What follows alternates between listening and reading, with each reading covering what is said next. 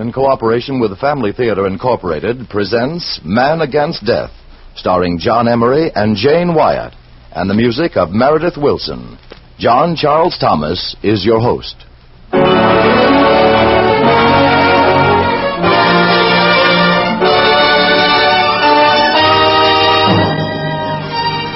More things are wrought by prayer than this world dreams of.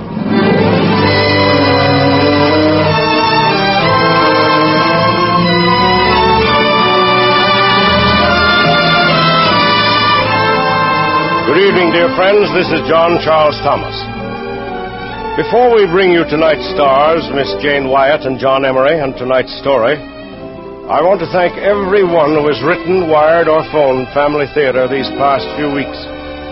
As you know, this is your program dedicated to your family in the hope that your family will always be well and happy. Not only for the sake of your own personal happiness, but because a happy family is the very foundation of a happy world, a peaceful world. And it's wonderful to know that so many of you share the conviction that prayer, simple family prayer, can help keep our families and our homes together and happy. Remember, a family that prays together stays together. Tonight's story is something of a departure for your Family Theater. It's about a man and a woman who believed, as we all must, that all men are brothers, and whose labors and sacrifices brought hope and health and inspiration to the millions of us everywhere who today benefit from their devoted labors. We give you John Emery and Jane Wyatt in John Slott's play, Man Against Death.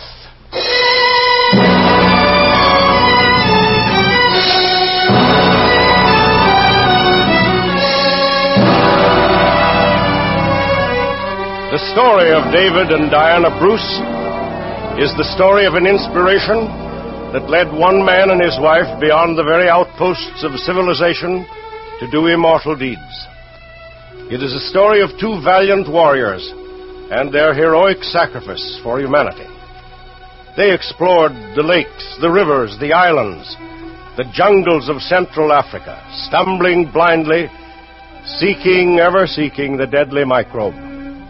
And digging into these pestilential holes, sharing his poverty, glorying in his obscure victories, was a woman who was his inspiration, Diana Bruce.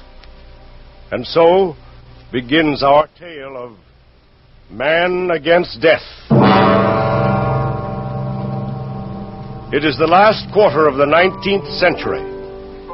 David Bruce, graduate medical student, is celebrating the occasion with some of his friends and family. Well, David, at last you're out of the university. You should say at last you're ready to begin.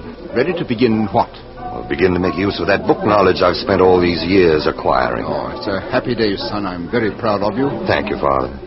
Where's Diana? Out in the garden with the women folk. Oh, come into my study, son. I want to talk. Now that you've finished with medical school, David, I suppose you plan to go into private practice, eh? No, Father. The first thing I'm going to do is to get married. Married? But, lad, you haven't a shilling to your name. No one should know that better than you, Father. You've done all you could for me financially, and from this point on, I'm carrying the load alone. But how do you plan to earn a living for you and Diana? I've joined the medical corps. You joined the medical corps? Yes, but not to fight, nor save lives, nor for any noble cause, except to earn that £300 a year. But couldn't you wait until you had a nice medical practice here, David? I'm not so sure, Father, that what I want is a medical practice. Oh, then you won't be in Edinburgh long, eh? Nor in England, Father. They're sending me to the garrison on the island of Malta in the Mediterranean.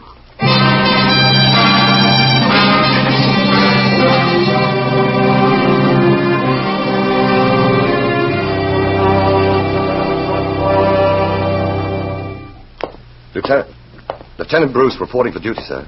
How do you do, Lieutenant? I'm Colonel Haig. Sit down, please. Thank you, sir.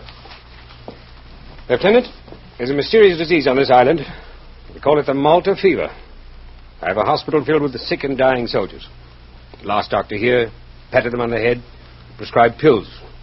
They still continue to suffer and die. Malta fever, eh? I'd like to go through the hospital quarters with you, if I may. Gladly. The last Dr. Saunders gave up the job as hopeless. I hope he's wrong. Dead wrong. You see, we've a problem here that we must solve. And I say take back the Queen's filthy shillings. I want to go home. I want to go home. Easy, Billings. Easy, old man. It's no good, Colonel. I ain't never going to see you home. Yes, you will, Billings. Lieutenant Bruce is here to take care of you. He's the new doctor. The new doctor? Say, what is it that makes them pains run up and down inside me, never stopping? Up and down, never stopping. What kind of devil got in me? Whatever it is, we'll get rid of it. You know, Doc, I believes you. There's the grace of God in your eyes. You'll get rid of this devil. I know it. Come along, Bruce. There are a few hundred more like him. A few hundred more like him. It's all wrong. All wrong.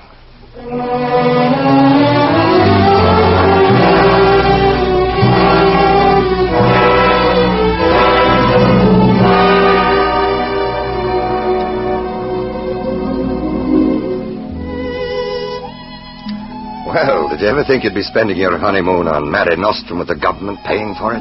Is that the most important thing about it, David? Of course not, lass. You're the most important thing about everything. You're the moon, the stars, the blue waters. And the only reason for my being so far away from my mother's table. Why, David, you never said such romantic words before. I'm full of them tonight. Standing here, looking out there across this island, makes all the history my teachers ever taught me come alive. Why, all the early Greeks, Phoenicians, Carthaginians, and Romans crossed each other's paths right here. Victories were won, battles lost. And even the Bible says that the powerful preacher St. Paul was shipwrecked on the north coast, right over there. Oh, but that was a long ago, David. Tonight you can stalk this island like a new conqueror. David Bruce, Doctor of Medicine. Doctor of Medicine. You know, I was just thinking of a talk I had with my father not long ago. I said I didn't join the medical corps for any noble cause.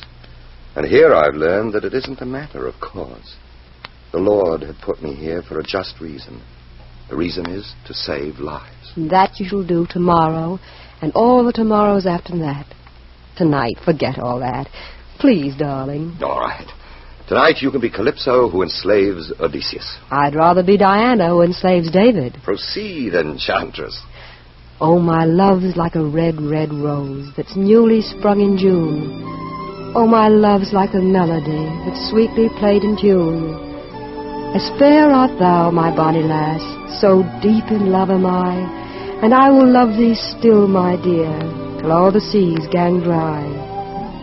And fare thee will, my only love, and fare thee will a while, and I will come again, my love, though it were 10,000 mile. That's music to my ears. The poetry of Robert Burns on an island in the Mediterranean. Well, has Diana enslaved David? She has, and from the first day I saw her. You know, it's all very strange. Oh, I shouldn't be talking such nonsense. What is it, David? Here we stand, glad to be alive, while over yonder a lad from Whitechapel is fighting the dancing devils inside of him. What is that awful fever, David? Well, no one knows. They've named it the Malta fever. That's all they can do for it. But I've been thinking about it. And what have you been thinking? I'm going to set up a little laboratory. I'm going to find out what that little devil inside of Tommy Billings and all the others really is. And I'm going to help you, David Bruce.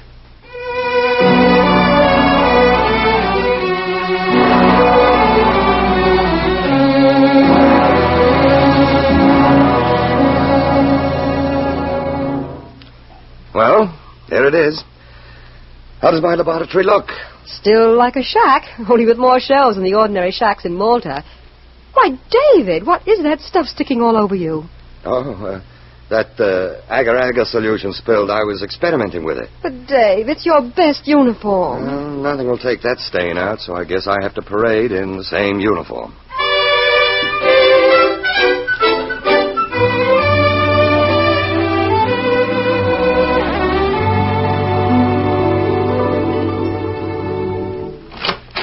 Where's Lieutenant Bruce? He's off duty, Colonel. Where does he keep himself? He's not in his quarters? Not here? I believe you'll find him in that hole he calls his laboratory. He's generally there at all spare moments. Laboratory? What sort of nonsense is he up to now? Just that, Colonel. Utter nonsense. All day long he fools around with test tubes and monkeys.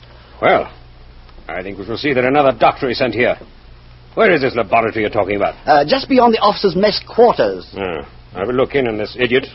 See that this nonsense is put to an end. Making experiments on monkeys? What's that got to do with my head? Diana, I think I see something. Look into this test tube. See those tiny things? Yes? Yes, they're moving. Now, if I can get those germs into the food of the monkey, I'll know soon enough what is the cause of Malta fever.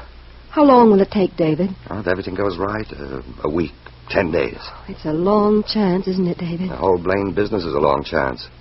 We have to start somewhere. Come in. Just one moment. I don't want to take my eye off this virus. David, it's the Colonel. You won't have to worry any longer about keeping your eye on the virus. Oh, I'm sorry, Colonel. I have a very interesting situation here. Receive your orders to sail for Egypt in the morning. Egypt? But, Colonel, I just need a few more days. Good night, Lieutenant Bruce. Egypt be hanged. David! What are you doing? David! Let them all die. Who cares? Sure. I've always wanted to see Egypt. Oh, David, darling. It's so awful. I needed only 10 days. 10 days out of a lifetime to save 1,000 lives. But they won't beat me. I'll show them.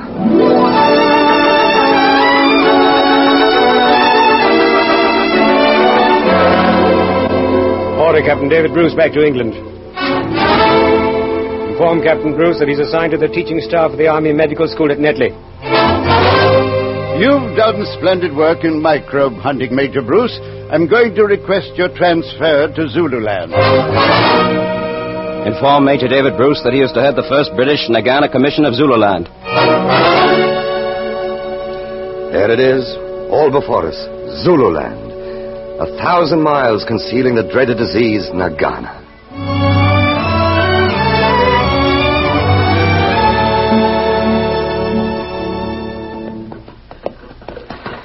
Here it is, Mrs. Bruce. Obambo. And on this hill, we're going to build our laboratory, eh? In this country, you don't build them. You just set your table down, place your microscopes, your glass slides, knives, syringes, and test tubes on it, and it's a laboratory. And what's the first operation? I've arranged to have some of the cattle graze on the hilltop here. But all the rich grass is on the plains below. And all the cattle grazing in that rich grass below seem to be afflicted with Nagana. Uh-oh. You're having your first visitor. There's a farmer leading a horse up the path. I've been expecting him. Oh, that poor beast can hardly get up here. The plains are filled with the same kind of horses, all infected. Major Bruce? Yes? Mr. Lockhart said you wanted to look at one of my horses that's got the disease. Yes, I do. You don't mind leaving him here? For all the good he is to me. I can't understand what it is. This animal I had shipped from the south. 2 weeks of grazing in my lands, and it's a skeleton. What is it, Doctor? I intend to find out. God be with you. This pestilence is making me a poor man. I came here 30 years ago, worked the soil, built a home, and now it's all useless. For the present, it may be. But we'll find out why. You too, madam? You come here to fight Nagana? I've come here to help my husband. You're not afraid? She has the courage for both of us. I'll pray for you both. Good day. I'll be back tomorrow. Let us hope we have some news for you. David, he looked into your face as though you were God. No. He looked to see if the grace of God was there.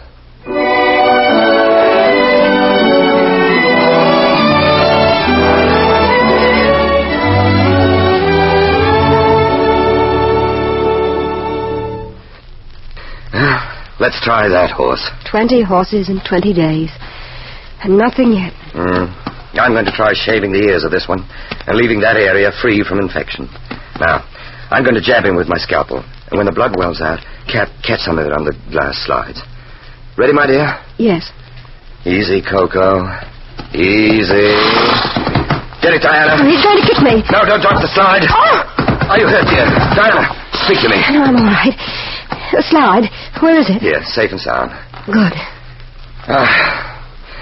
I'll put the slide away, and we'll forget Nagana for a while. We'll let the whole world go to pot for the night. Oh, darling David. I'm sure the world would go to pot if you weren't here watching over it. I'm sure I'd go the same way if you weren't watching me. I'll fetch you a nice long coat. No, I'd rather you sat down beside me here and let the long, cold drink wait. The hours pass here so quietly, so quickly. Seems only a few minutes ago that it was noon. Oh, you're so intense, David. To me, it seems days since noon. And yet I do love all this perpetual excitement, this great and mighty adventure. I don't believe it. I swear you'd rather be back in England, seeing the players in the theaters, having tea with Mrs. McAlwyn. Surely I would. And reading a bit of Bobby Burns. And if I remember rightly, I think it was your memory for Robert Burns that made me woo you so impetuously. If I remember rightly, you once said it was the way I looked at you. And it still is. The way you look at me, even when Coco set you down on the ground. The slide. I completely forgot about it. We've got to set it up. What do you see, David? Nothing yet. Wait. Here's something. Faintly yellow. Look, Diana. Here's something. Look at that blunt rear end and a long lashing whip in front of him. Yes, I do see it, David. He's different from the other microbes. Well, there's more like him. That's what they are. The blood parasites known as trypanosomes. Diana, we're on the first step. What's next, David? We'll look for them in perfectly healthy animals, and if they're absent, then we've discovered the scourge. But how do these get from a sick animal to a healthy one? Here on the hilltop, the sick mingle in the same stables with the healthy animals, and yet never infect them. Yes, that's so. That rather reduces it to something internal. Come in. Yes, what is it? Message, Buena. Come along away. Oh, here, give it to me.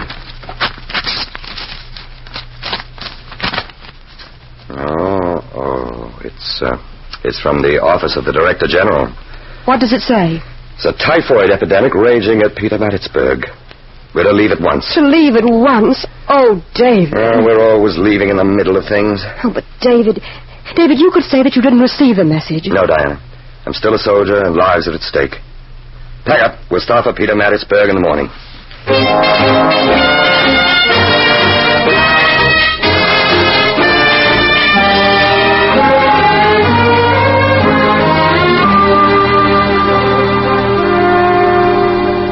General Clare will see you, Major. Thank you. Good morning, Bruce. Good morning, sir. Oh, now, what can I do for you? I'd like to make a request, sir. Oh, if it's within reason, yes. You've done some fine work here in Petermaritzburg. What I would like, sir, is a laboratory. A place to find out something of the microscopic aspects of the typhoid germ. I haven't a single spot, Major. I'm sorry. What about the morgue? Oh, good Lord, don't tell me you want to work there. With your permission, sir, yes. Well, you have my position. Go ahead.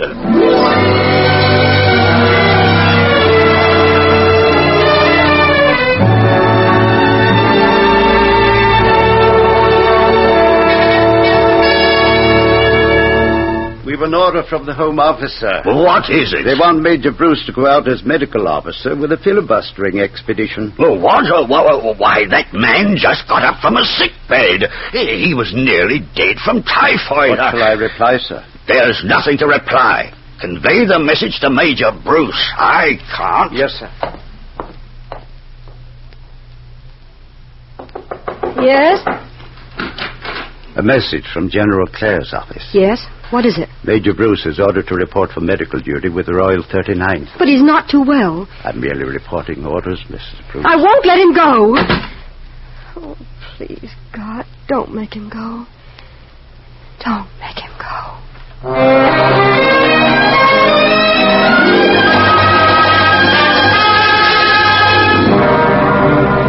We'll never get through this jungle. In a week, there won't be a horse or a mule left alive. The place is full of Nagana. Water. Is there anything we can do for him, Dr. Bruce? No, nothing. You'd better turn back, Colonel. Even now, only a few of us can possibly survive the return trip.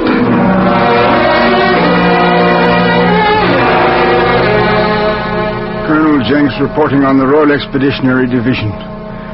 112 dead. 5 living. Private Sneaks, Corporal Huggs, Major...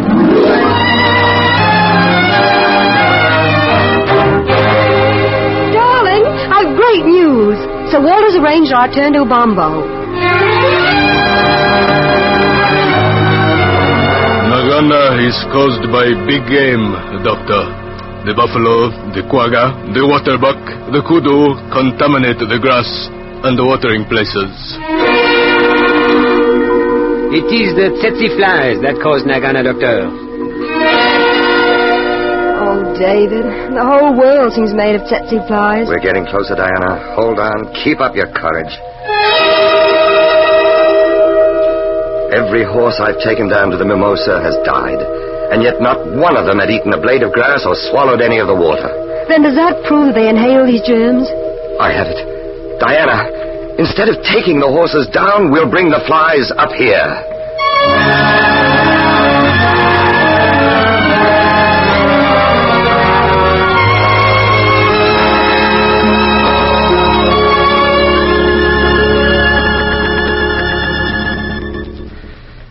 Well, it is here. The farmers of Zululand and Natal. Beware of the tsetse fly. Kill it. Clear the thickets in which it breeds, exterminates the antelope from which it sucks the trypanosomes. It's been worth it, hasn't it, dear? Worth it in the sense that it gives us a start. We're always starting, David. That's the most familiar story. We're back in the stars. And then fish of them do, dear. Yes. Yes,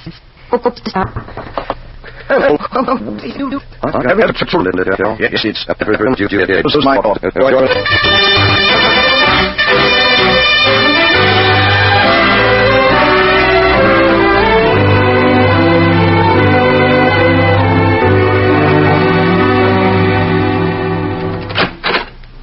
David, I'm glad to see you. How are things at the hospital? 30 medical officers, not a surgeon, and a whole lot of them.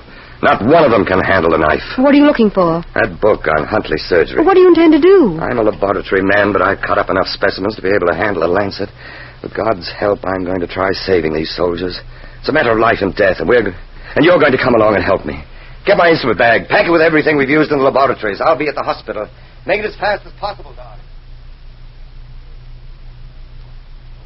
That's David now. Oh, hello, dear. Have you finished? No, I've just started. Your Excellency. Well, this is a surprise. Good to see you, David. Oh, what brings you to Ladysmith? You, the greatest germ hunter in all Africa. Oh, what's up? There's a mad little bug or something that's putting all Central Africa to sleep and slow death. Oh, yes, I've heard about that. Particularly at Lake Victoria. Sleeping sickness, eh? Yes. A few years ago, they couldn't get rid of me fast enough. Wherever I got to start, they shipped me off.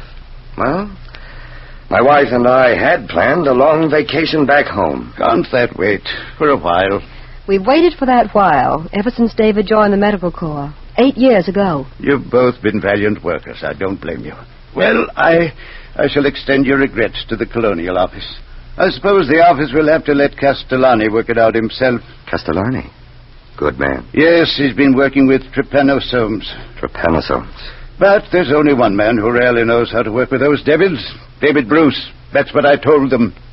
Castellani claims that sleeping death is caused by a germ called streptococcus. He's wrong.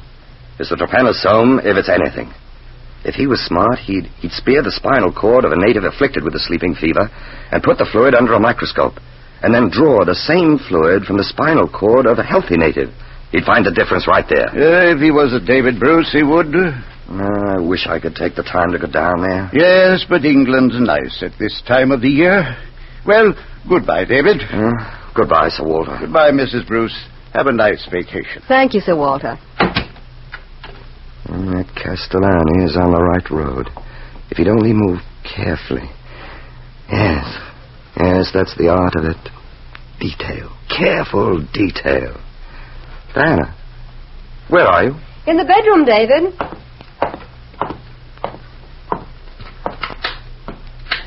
Oh, what in the world are you doing with my shirts? Well, we're packing, David. But we're not due to leave until next week. We're not going home.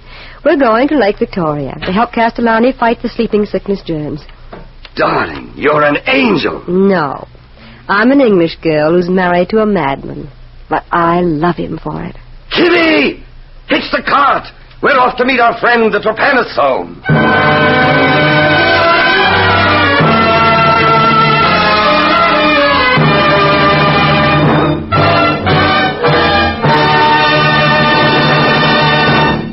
You know, thousands of you who listen to family theater regularly are fathers and mothers.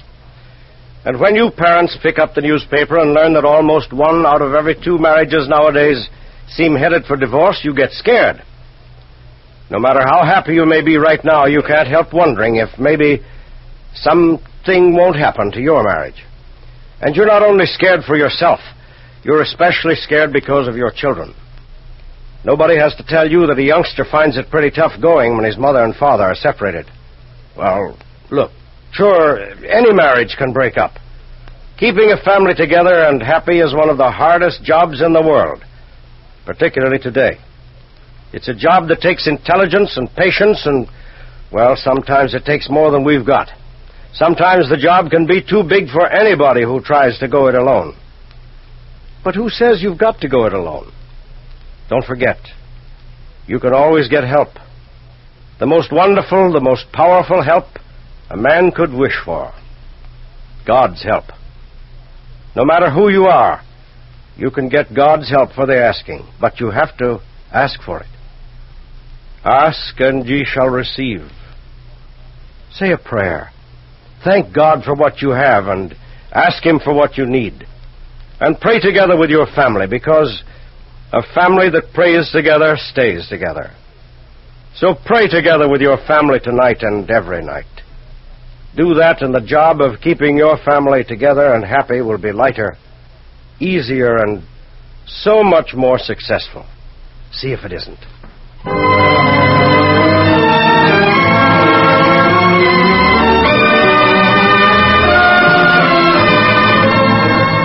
Before saying goodnight, I want to express our thanks to all of you who have helped make this program possible. A special word of praise to John Slott for his adaptation, and to Mel Williamson for directing our play tonight.